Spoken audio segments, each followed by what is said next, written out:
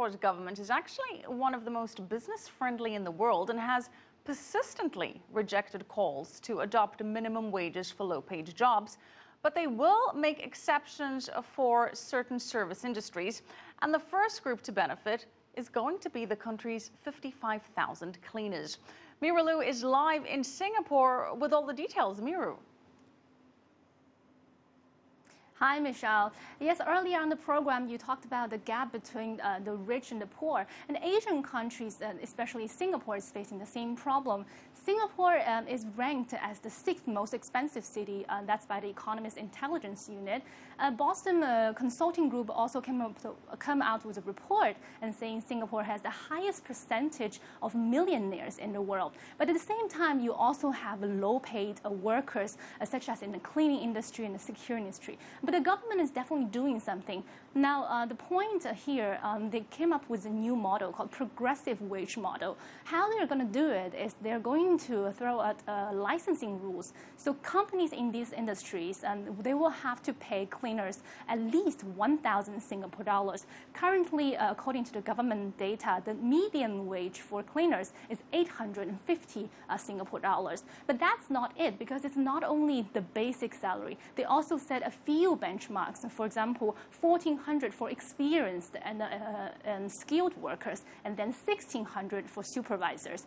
I talked to NTUC at the National Trades Union Congress here in Singapore, and they actually created this model. They told me that it is not a national minimum wage system. It is a very targeted approach, and they believe that it's more efficient and because it ties workers' salaries to their productivity and their performances.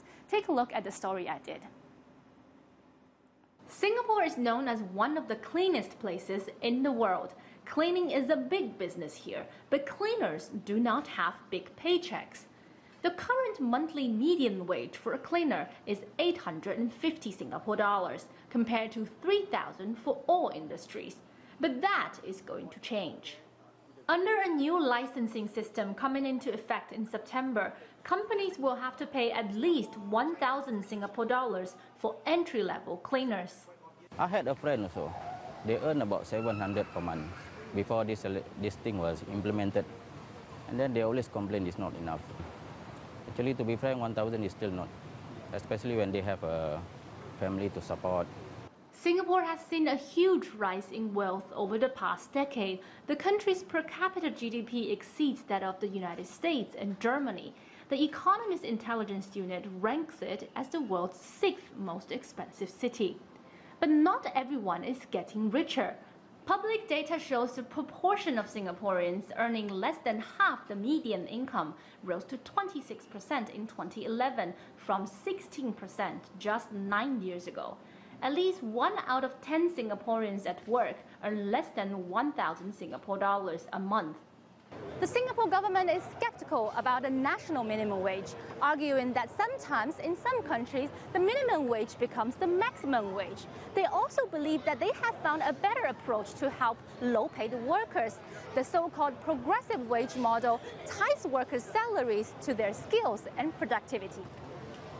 In the progressive wage model, we have a different wage benchmark.